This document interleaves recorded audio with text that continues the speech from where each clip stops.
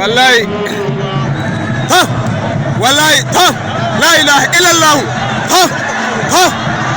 la ilaha illallah arabu ya kara. Ministan Matasa da Wasannin Motsa Jiki Malam Sidi Muhammad Al-Mahmud ya jagoranci wani taro a safiyar yau Lahadi 16 ga watan Nuwamba shekara ta 2025 domin yin raskwana bayan ziyarar kwanaki biyu da ya kawo a cikin birnin Tawa da take da manufar shirye-shiryen kokowar gargajiya karo na 46 da jihar Tawa za ta karɓar bakunci daga ranar 19 zuwa ranar 28 ga watan Disamba na shekara ta 2025 wanda ya daidai da kimanin shekaru 50 daidai da aka fara kokowar gargajiya a nan kuma jihar Tawa tun a shekara ta 1975. A ranar farko ta ziyarar minista a nan Tawa ya ziyarci filin kokowar gargajiya na Hamidin Maidare da zai karɓi bakuncin wannan kokowa, inda minista da tawagarsa suka tattauna tare da shugaban da ke kula da aikin sabunta hilin kokowar, ya tabbatar masu da cewa za su yi dukkanin mai yiwuwa domin damƙa hilin kokowar ga hannun masu shirye-shirye kamun nan da ranar fara wannan wasa. Haka zalika minista ya ziyarci wurare daban-daban za a aje baki a cikin makarantun boko na nan Tawa da kuma waɗansu gidajen otal. Malam Umfana Musa shine shugaban ƙungiyar kokowar gargajiya ta ƙasar Nijar, ya yi bita da raskwana akan wannan ziyara ta ministan matasa da wasannin motsa jiki a birnin Tawa. Inda muka je muka iske aikin dai ana ta yi, kuma ga alama abinda shi wannan mai aiki ya karanta mana aiki dai kashi biyu ne. Na harko na gyare-gyare da abinda akwai tun harko sun yi shi ce kashi 80.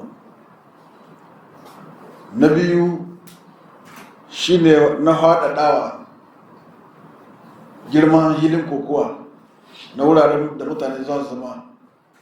Wannan shine aka fara da sati biyu, yana da kashi 10 cikin 100.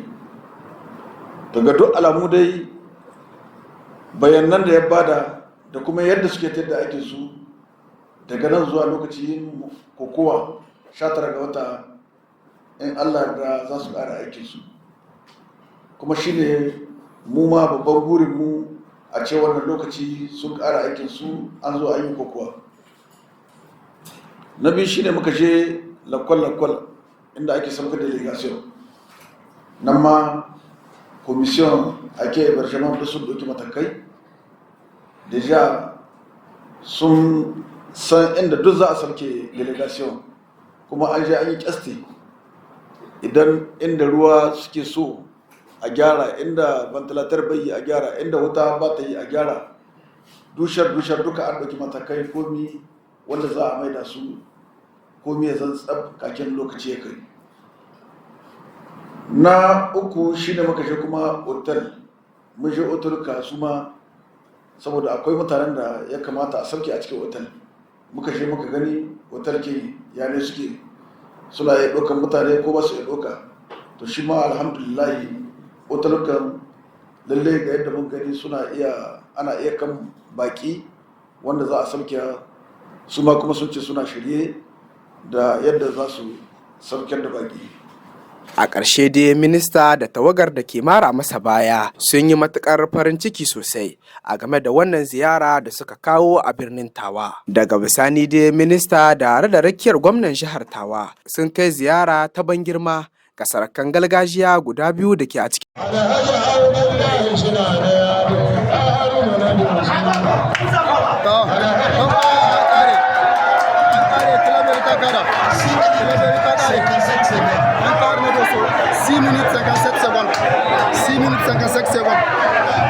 En ces jours de travail dans la région de Tawa, le ministre de la Jeunesse et des Sports, Sidi Mohamed, a entamé ce samedi une série de visites terrain inscrites dans le cadre des préparatifs de la 46e édition du Sabre national Kokowa 2025.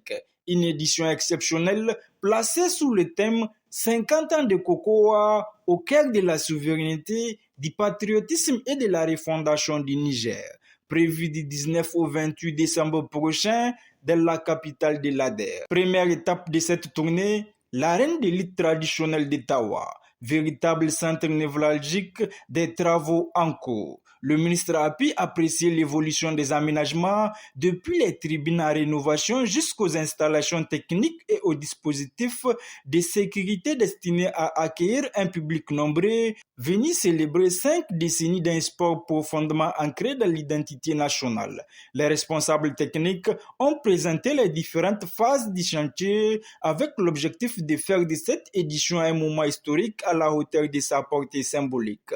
Le déplacement s'est ensuite poursuivi dans plusieurs établissements scolaires et structures hôtelières de la ville. Ces sites serviront à l'hébergement des délégations régionales, des lutteurs, des officiels et des invités attendus pour cette grande fête du Cocoa. Le ministre a attentivement évalué les capacités d'accueil, les conditions de logement et les dispositifs pris pour garantir un séjour confortable et sécurisé à l'ensemble des participants.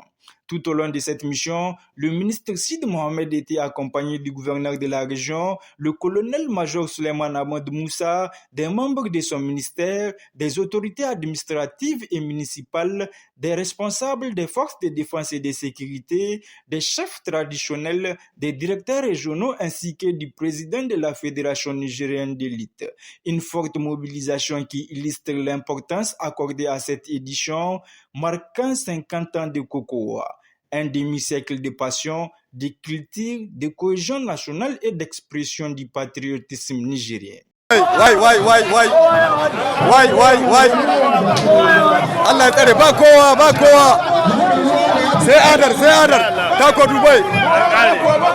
Tako Dubai. Ba kowa. Tako Dubai. Wai. Masha Allah. Donc mun ida final ma tsakanin mu. Insha Allah kawai marace dai muke jira idan mai duka ya kai mu. Wallahi. Kai. Wallahi.